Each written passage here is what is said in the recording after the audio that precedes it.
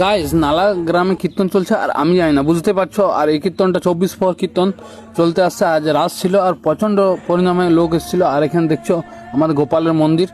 আর এখানে অত সুন্দর বাতাবরণ, এই বট বৃক্ষ নিচে হয় আমাদের কীর্তন প্রত্যেক বছরের মতো। তো কীর্তনটা সবটাই দেখতে থাকো।